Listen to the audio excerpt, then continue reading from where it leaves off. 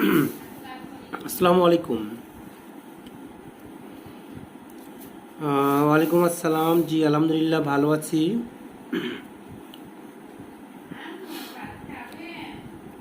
আচ্ছা, আমরা আজকে সাক্ষ্য আইনের উপর বিগত জুডিশিয়ারি এবং বার কাউন্সিল যে প্রশ্নগুলো আসছে সেই প্রশ্নগুলো আলোচনা করব। আপনারা কমেন্টসে অ্যান্সার দেবেন, আর যদি কোনো প্রশ্ন থাকে তাহলে প্রশ্ন করবেন, আমি চেষ্টা করবো অ্যান্সার দেওয়ার জন্য। তো ঠিক আছে, পাশাপাশি আপনারা লাইভটা একটু শেয়ার করে দেবেন। প্রথমত আমরা দেখব যে 2007 সালে তৃতীয় যে জুডিশিয়ারি হয়েছিল সেখান থেকে বার কাউন্সিলে কি এক্সাম আসছে, বার কাউন্সিলে না, এই এভিডেন্স অ্যাক্ট থেকে সেই বিষয়টা দেখব। তাহলে দেখেন, আপনাদের কাছে প্রশ্ন হলো, আমাদের যে স্বাক্ষর যে একটা ক্রম আছে, স্বাক্ষর ক্রম একটা আছে, যেমন হলো প্রথমে আপনার জবানবন্দি গ্রহণ করা হয়, যেটাকে আমরা এক্সামিনেশন ইন চিফ বলি। তারপরেরটা হচ্ছে আপনার ক্রস, যার বাংলা জেরা। তারপরের যে বিষয়টা হচ্ছে রি এক্সামিনেশন, পুনরায় জবানবন্দি। এই যে একটা ক্রম, স্বাক্ষর ক্রম, আমাদের ইলিয়াস ভাই অ্যান্সার দিয়ে দিয়েছে 138। ধন্যবাদ ইলিয়াস ভাই। প্রশ্ন হলো, রি এক্সামিনেশন যে বিষয়টা আছে সেখানে একটা 138 নাম্বার যে ধারা আছে সেখানেই বলা আছে রি এক্সামিনেশনের বিষয়ে। প্রশ্ন আসছিল যে রি এক্সামিনেশন কত ধারা অনুসারে করা হয়। তাহলে রি এক্সামিনেশনের যে বিষয়টা, ক্রমটা, সেটা 138-এ বলা আছে। এটা একটা বিষয়। আরেকটা বিষয় আছে, আমরা তো যে জানি যে সাক্ষ্য আইনের ডেফিনিশনগুলো কোথায় আছে। সাক্ষ্য আইনের যে সকল ডেফিনিশন আছে সেগুলো কোথায় আছে, এগুলো কি আমাদের জানা আছে? ওয়ালাইকুম সালাম সুমন ভাই, অবশ্যই দোয়া রইবে আপনারা সবাই পাস করেন, আমরা সবাই অ্যাডভোকেট হয়ে যাই, এটাই প্রত্যাশা। হ্যাঁ, সাক্ষ্য আইনের ডেফিনিশনগুলো কিন্তু 3-এ আছে। এখানে একটা জিনিস আপনারা মনে রাখবেন, এই ডেফিনিশনগুলো কিন্তু ABCD বা 1 2 3 এরকম নেই। এখানে শুধু ডেফিনিশন যদি আসে সরাসরি 3 আসবে। এখন এখানে অনেকগুলো ডেফিনিশন আছে, এগুলো ছাড়াও সাক্ষ্য আইনের বিভিন্ন জায়গায় ডেফিনিশন আছে। এখন প্রশ্ন হলো, সাক্ষ্য আইনের 3টে শব্দ আছে এক জায়গায় ডেফিনিশন: প্রুভ, নট প্রুভ আর ডিসপ্রুভ।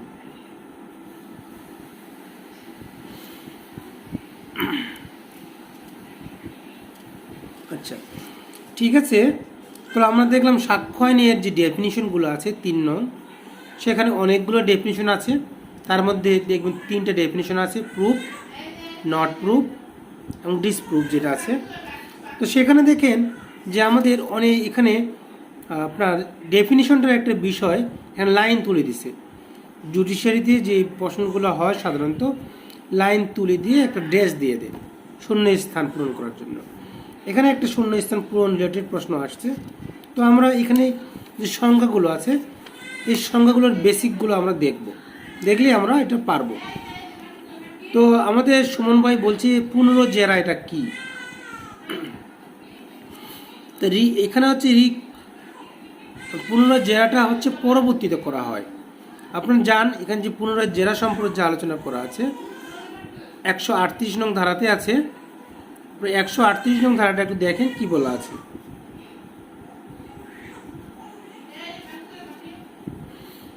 138 নং ধারাতে বলা আছে, দেখেন আমরা তো ক্রমটা পড়লাম। প্রথমে কি জবানবন্দি, তারপরে জেরা, তারপর পুনরায় জেরা, পুনরায় আপনার জবানবন্দি। মানে এরপরে যদি আপনার আবার যদি জেরা করতে চায়, এক্সামিনেশন পরে যদি আবার জেরা করতে চায়, তাহলে আদালতের অনুমোদন সাপেক্ষে জেরা করতে পারবে। এটাই হচ্ছে পুনর্জেরায়, মানে চতুর্থ ধাপের কথা বলা আছে এখানে। তো 2011 সালে জুডিশিয়ারিতে যাই আমরা, সেখানে তার আগে আপনাদের কাছে প্রশ্ন যে এক্সপার্ট অপিনিয়ন যে শব্দটা আছে, এক্সপার্ট অপিনিয়ন এটা একটা সংজ্ঞা দেওয়া আছে সাক্ষ্য আইনে। এক্সপার্ট অপিনিয়ন একটা সংজ্ঞা দেওয়া আছে, এই সংজ্ঞাটা কোথায় আছে? এক্সপার্ট অপিনিয়নের সংজ্ঞাটা কোথায় আছে?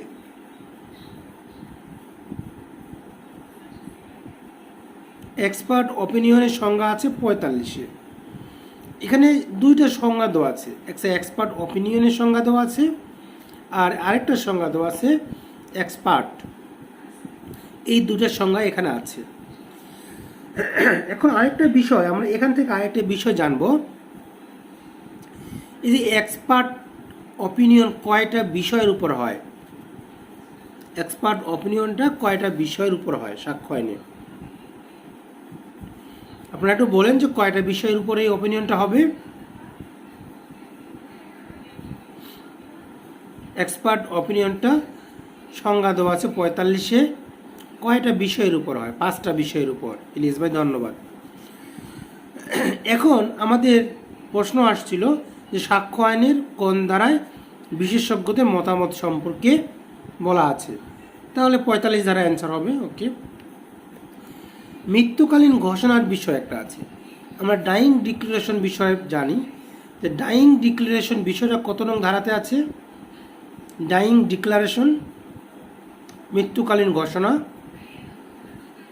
এটা কত নং ধারা?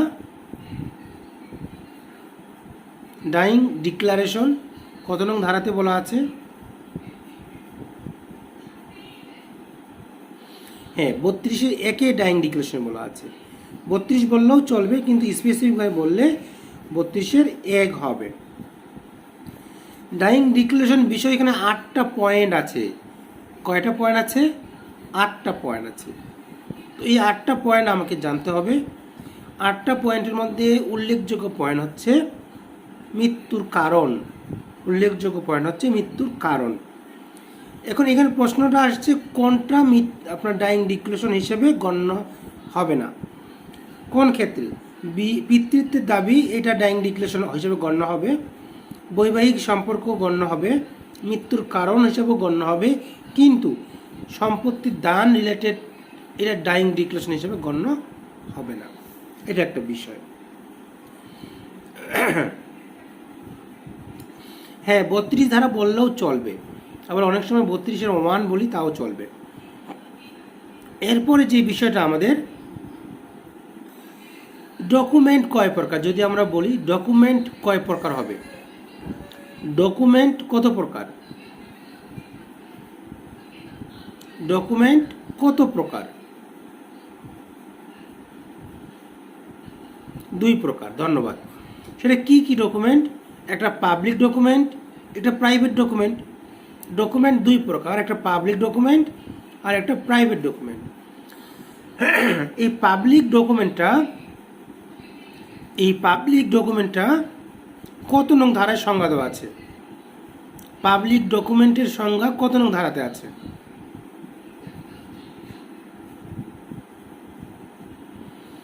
পাবলিক ডকুমেন্টের সংজ্ঞা কত নং ধারাতে আছে?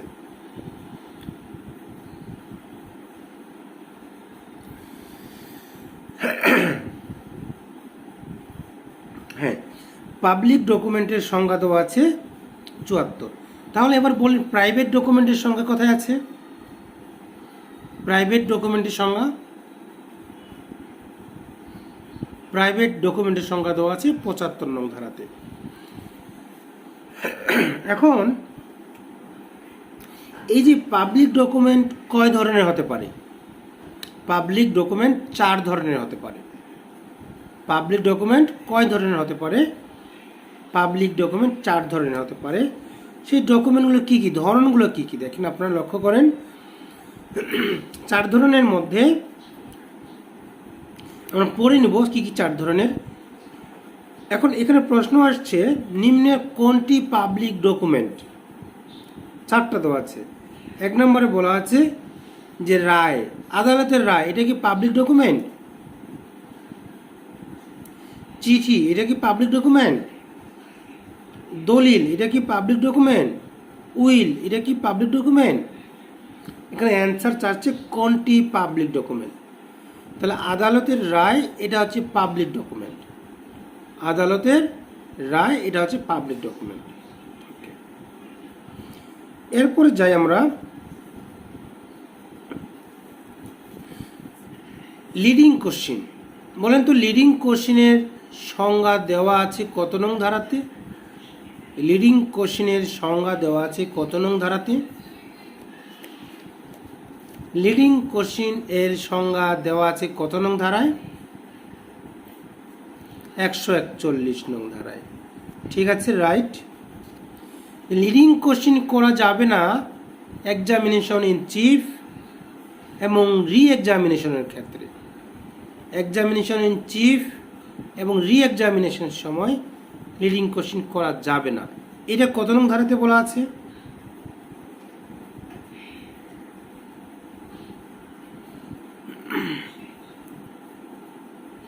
Leading question examination in chief এবং এক্সামিনেশন রি এক্সামিনেশন করা যাবে না। ওকে, তাহলে কোন ক্ষেত্রে করা যাবে? কোন ধারার অধীনে করা যাবে? কোন ধারার অধীনে করা যাবে বা কোন ক্ষেত্রে করা যাবে?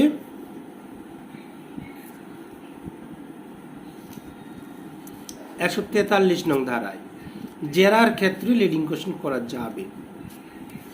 এখন 142 নং যে ধারাটা আছে, যে 142 নং ধারাতে বলা আছে লিডিং কোশ্চিন করা যাবে না। তবে 3 ক্ষেত্রে লিডিং কোশ্চিন ওখানে করার পারমিশন আছে, সেটা আদালতের কাছে অনুমোদন সাপেক্ষে। তো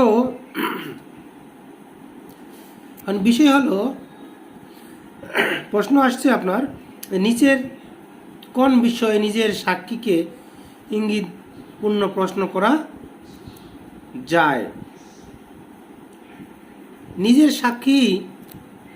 নিজের সাক্ষীকে আমরা কি করি? এক্সামিনেশন ইন চিফ করি, জবানবন্দি নেই। তাহলে জবানবন্দির সময় লিডিং কোশ্চিন করা যাবে না, এই কথাটা বলা আছে 142-এ।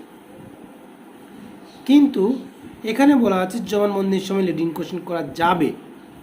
কোন ক্ষেত্রে? আমি অলরেডি বলছি 3 ক্ষেত্রে করা যাবে। তার মধ্যে একটা ছিল যে আদালতের অনুমোদন সাপেক্ষে করতে হবে অবশ্যই।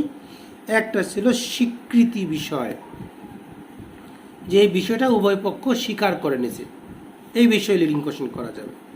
ভূমিকামূলক প্রশ্ন করা যাবে, ভূমিকামূলক রিলেটেড করা যাবে।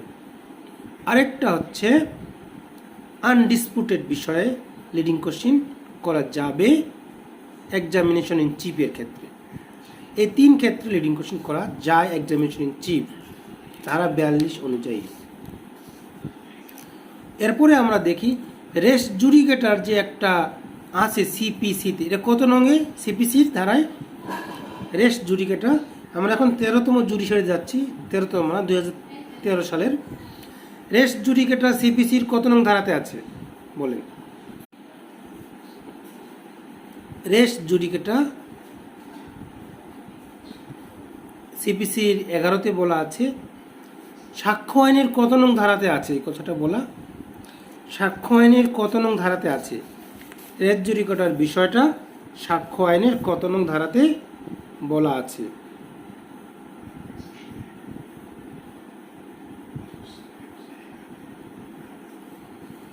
সাক্ষ্য আইনের কত নং ধারাতে বলা আছে? ওকে, এখন প্রশ্ন হলো লিডিং কোশ্চিন সংজ্ঞাটা দেওয়া আছে 141-এ, আর সেখানে বলা আছে লিডিং কোশ্চিন বলতে আমরা কি বুঝি।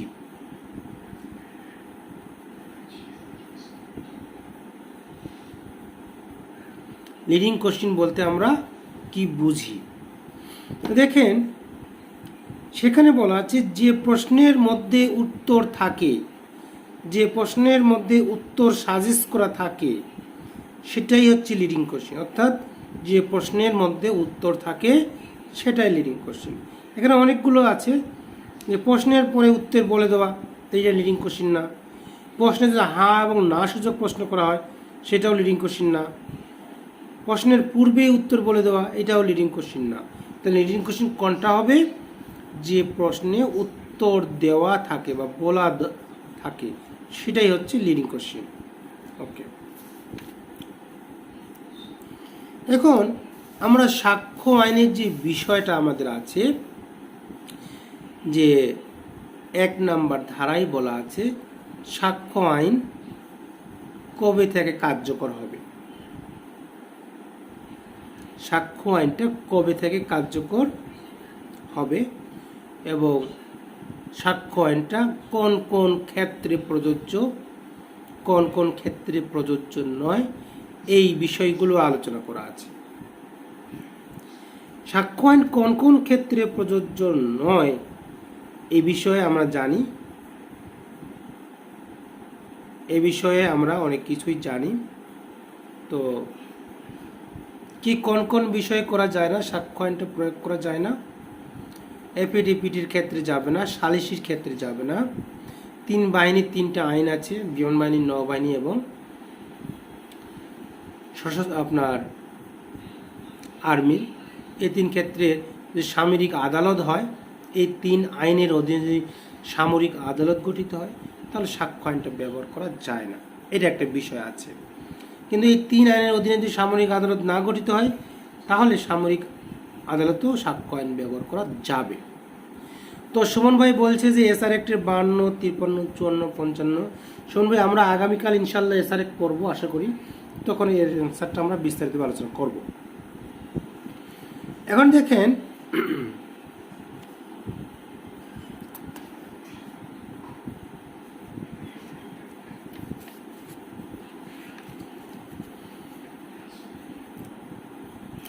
একটি মামলা প্রমাণ করার জন্য কতগুলো স্বাক্ষর প্রয়োজন বা সাক্ষীর প্রয়োজন? একটি মামলা প্রমাণ করার জন্য কতগুলো স্বাক্ষর বা সাক্ষীর প্রয়োজন?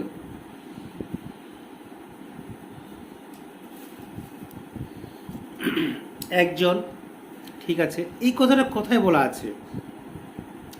134 নং ধারাতে বলা আছে যে একজন হলেই হবে, 134 নং ধারায়। ওকে, ধন্যবাদ।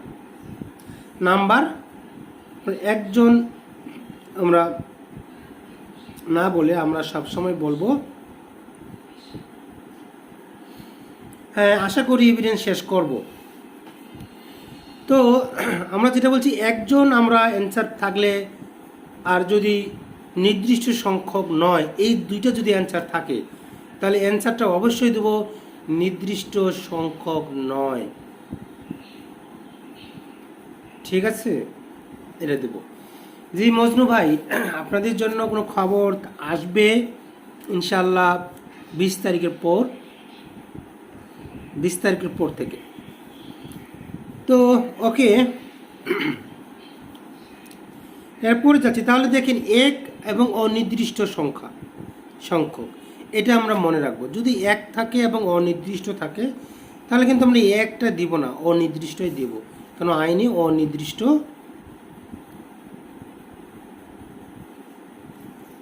থাকে। ঠিক আছে, ওকে। এখন জুডিশিয়াল নোটিশ সংক্রান্ত ধারা কত? জুডিশিয়াল নোটিশগুলো প্রমাণ করার দরকার নেই, এই কথাটা কোথায় বলা আছে? জুডিশিয়াল যে নোটিশটা আছে, এই জুডিশিয়াল নোটিশ আদালতে প্রমাণ করতে হবে না, এইটা কোথায় বলা আছে? ইলিয়াস ভাই বলছে 156 নম্বর ধারা। ঠিক আছে, 156 নম্বর ধারা বলছে। তো সাক্ষ্য আইনে 156তে হবে না ইলিয়াস ভাই, সেটা হবে মাত্র 56 ধারা, শুধু 56 ধারা, 156 হবে না। কি হবে? শুধু 56 ধারা হবে। কোন ধারা হবে? শুধু 56 ধারা হবে। এখন দেখেন, এই জুডিশিয়াল নোটিশের বিষয়বস্তু কয়টি? জুডিশিয়াল নোটিশ এর কয়টি বিষয়বস্তু? এর বিষয়বস্তু হচ্ছে কয়টি? ওকে, মিস্টেক তো হবেই, এটা স্বাভাবিক। জুডিশিয়াল নোটিশের বিষয়বস্তু 11টি। এটা কত নং ধারাতে বলা আছে? জুডিশিয়াল নোটিশের বিষয়বস্তু 11টি। এটি কত নং ধারাতে বলা আছে? জুডিশিয়াল নোটিশের বিষয়বস্তু 11টি। এটি কত নং ধারাতে বলা আছে? 57 নং ধারাতে বলা আছে। অ্যাডমিটেড ফ্যাক্ট, এই অ্যাডমিটেড ফ্যাক্টগুলো কিন্তু আদালতে প্রমাণ করতে হয় না। অ্যাডমিটেড ফ্যাক্টগুলো আদালতে প্রমাণ করতে হয় না। এখন বলেন অ্যাডমিটেড ফ্যাক্ট কত নং ধারাতে আলোচনা করা আছে? অ্যাডমিটেড যে ফ্যাক্টগুলো আছে, অ্যাডমিটেড যে ফ্যাক্ট আছে, এই অ্যাডমিটেড ফ্যাক্টগুলো আদালতে প্রুভ করতে হয় না। এটা কোথায় বলা আছে? 58 নং ধারাতে বলা আছে। ধন্যবাদ ইলিয়াস ভাই।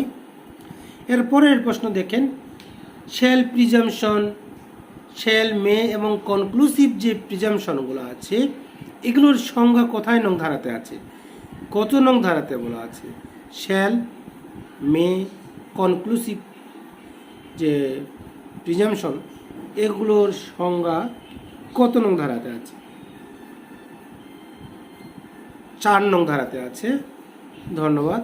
তো আমরা এখন যে বিষয়টা দেখব, মে সংক্রান্ত যে বিষয়গুলো আলোচনা করা আছে, মে প্রিজামশনের যে বিষয়গুলো আলোচনা করা আছে, সেগুলো হচ্ছে ধারা কত?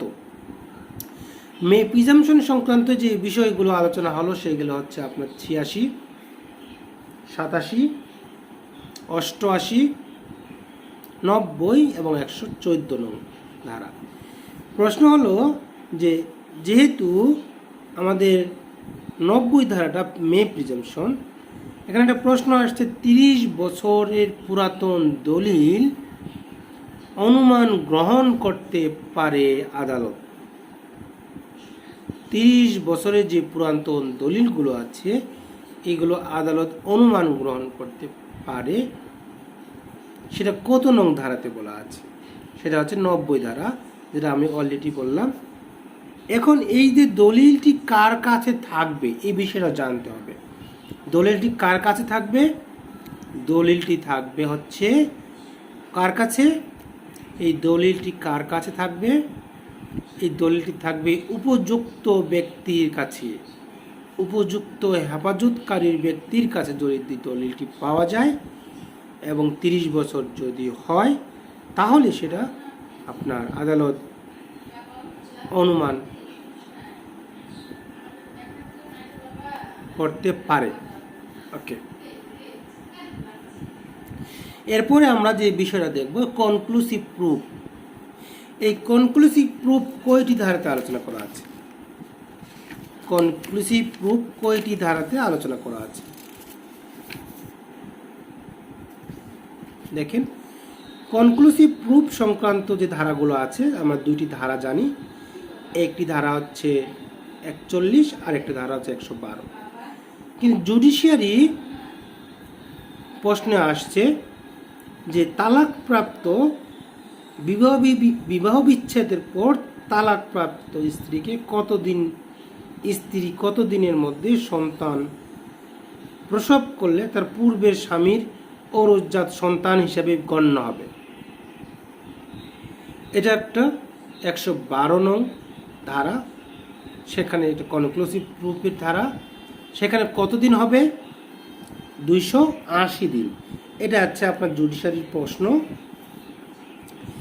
আরেকটা প্রশ্ন আসছে জুডিশিয়ারিতে মে প্রিজামশন সংক্রান্ত, জাস্ট শিরোনামটাই এখানে ধরে দিয়েছি যে জুডিশিয়াল এবং অফিসিয়াল যে কাজকর্মগুলো যেগুলো রেগুলার বেসিসে হয়, যেগুলো স্বাভাবিক বেসিসে হয়ে থাকে, এই কাজগুলোকে আদালত কি ধরে নেয়? এই কাজগুলোকে আদালত মে প্রিজামশন ধরে নিতে পারে। এই সংক্রান্ত কথাটি কত নং ধারাতে বলা আছে, এই বিষয়টা চাচ্ছে। ধারা অবশ্যই 114 হবে, যেহেতু মে প্রিজামশন শব্দটা আছে। এখন 114-র অনেকগুলো A B C D আছে, তো এখানে 114 নাম্বার ধারা হবে। তো এটা আমাদের একটু পড়তে হবে। এরপরের প্রশ্ন দেখেন, অশ্লীল ও কুৎসাজনক যদি প্রশ্ন করা যাবে না, অশ্লীল এবং কুৎসাজনক প্রশ্ন করা যাবে না, এটা সাক্ষ্য আইনের কত নং ধারাতে বলা আছে? সাক্ষ্য আইনের কত নং ধারাতে বলা আছে অশ্লীল এবং কুৎসাজনক কোনো প্রশ্ন করা যাবে না? সাক্ষ্য আইনের কত নং ধারাতে বলা আছে?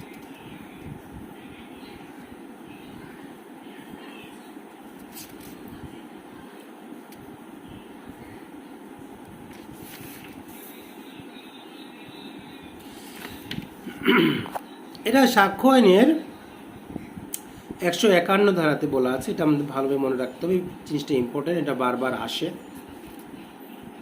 এবার 2017 সালে একটি প্রশ্ন আসছিল সাক্ষ্য আইন থেকে, যেটা আমরা অলরেডি পড়ে ফেলছি, যে একটা ইংলিশ যে সাক্ষ্য শিরোনামটা ছিল 134 ধারা, যে ইংলিশ শিরোনামটা, সেটাই বলা হয়েছে যে কোনো পার্টিকুলার নাম্বার থাকবে না সাক্ষীর, কোনো মামলার বিষয় প্রমাণ করতে, কোনো ফ্যাক্ট প্রমাণ করতে কোনো পার্টিকুলার সাক্ষ্য থাকবে না। এটা কত ধারাতে বলা আছে? এটা ইংলিশে আসছে, এটা 134 নং ধারাতে বলা আছে, যে 134-এ বলা আছে কোনো পার্টিকুলার নাম্বার থাকবে না। ঠিক আছে, ওকে।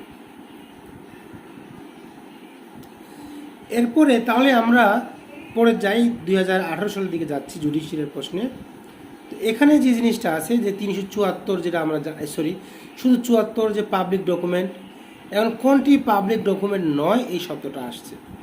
দেখেন সার্টিফাইড কপিগুলো অবশ্যই পাবলিক ডকুমেন্ট। সার্টিফাইড কপি সরকারি ডকুমেন্টগুলো সার্টিফাইড কপি পাওয়া যায়, তাহলে পাবলিক ডকুমেন্ট। কমনওয়েলথের যে সচিবালয়ের দপ্তর, সেগুলো পাবলিক ডকুমেন্ট, কেন বলা আছে। তারপরে হচ্ছে গ্রেপ্তারি পরোয়ানা, এটা আদালত থেকে আসে, এটাও পাবলিক ডকুমেন্ট। আরেকটা হচ্ছে তদন্তকালে পুলিশের দিনপঞ্জিটা পাবলিক ডকুমেন্ট না, তদন্তর সময় যে কোন কোন জায়গায় কোন কোন গেছে এ বিষয়ে। এখন আমাদের জানতে হবে আসলে পাবলিক ডকুমেন্ট কি কি হতে পারে এই জিনিসটা। তো আপনারা এটা দেখে নেবেন। এবার পরের প্রশ্ন আসছে যে সাক্ষ্য আইন 1872 সালে এটা কে প্রণয়ন করে? এটা তৈরি করে কে? সাক্ষ্য আইনটা কে তৈরি করে? সাক্ষ্য আইন যেটা 1872 সালে, এটা কে তৈরি করে? এটা আমরা জানি, এটা তৈরি করে কে?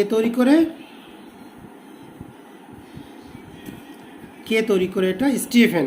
ওকে, ধন্যবাদ আজিজুল হাকিম। স্টিফেন তৈরি করে। এরপর আমরা 2019 সালের দিকে চলে যাচ্ছি, যে এভিডেন্স আইন। এখানে দেখেন অনেকগুলো বিষয় আছে, সেটা হচ্ছে আপনার যে স্বাক্ষর তুলনামূলক বিষয়টা, সিল বা অন্যান্য অ্যাডমিটেড প্রুফ বিষয়টা কত রকম ধারাতে আছে, এটাও একটা শিরোনাম তুলে দিছে।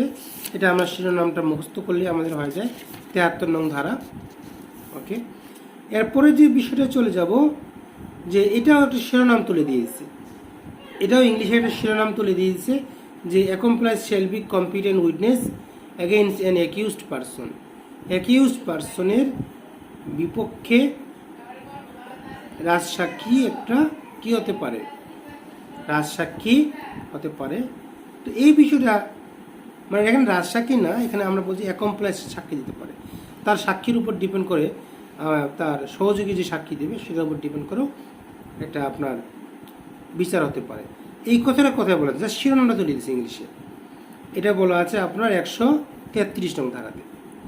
এরপরে আমরা চলে যাচ্ছি সর্বশেষ যে জুডিশিয়ারি 21 সালের, এখানে দেখি যে ডাইং ডিক্লারেশন যে বিষয়টা, ডাইং ডিক্লারেশনের যে বিষয়টা, সেটা আপনার কার কাছে করতে হয়?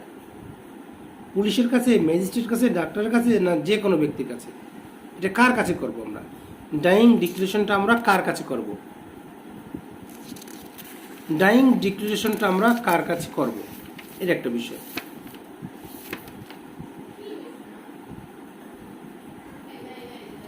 এনি পারসন, যে কোনো ব্যক্তির কাছে করা যায়। ঠিক আছে, ধন্যবাদ। যে কোনো ব্যক্তি সাক্ষী হতে পারে, কোন ব্যক্তি সাক্ষী হতে পারে, মানে সাক্ষীর কোয়ালিফিকেশন কি সেটা জানি। ধারা নাম্বার কত? সাক্ষীর কোয়ালিফিকেশন সংক্রান্তে ধারা নাম্বার বলা আছে 118 নম্বর ধারাতে। 118 নম্বরতে বলা আছে যে সাক্ষীর কোয়ালিফিকেশনগুলো কী কী। তাহলে এখানে যে কোনো ব্যক্তি সাক্ষী হতে পারে, যিনি প্রশ্ন বুঝে এবং বুঝে অ্যান্সার দিতে পারে, যে কোনো ব্যক্তি সাক্ষী হতে পারে। তো ঠিক আছে, এর পরের প্রশ্নতে আমরা চলে যাচ্ছি। এটা আমাদের শেষ প্রশ্ন, যে আদালতের অনুমতি ব্যতীত কখন ইঙ্গিতবাহী প্রশ্ন করা যাবে না। ইঙ্গিতবাহী প্রশ্ন করা যায় জেরার সময়, সেক্ষেত্রে আদালতের কোনো পারমিশন নিতে হয় না।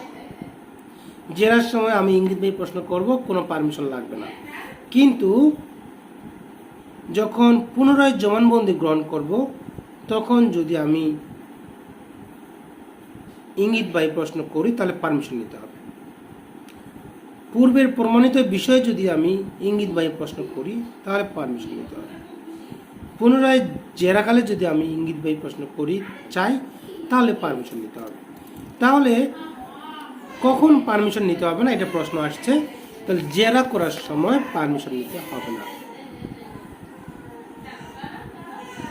আচ্ছা, এসআরের প্রশ্নটা আমরা কালকে করব, অ্যান্সার দেবো সুমন ভাই। তো আজকে আমরা লাইভটা এখানে শেষ করতেছি।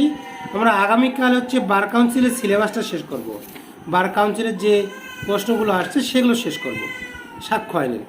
তো আপনারা ভালো থাকেন, আর একটু পড়াশোনা করেন রেগুলার আর রিভিশন দেন। ঠিক আছে, আজকে এখানে রাখি। আল্লাহ হাফেজ।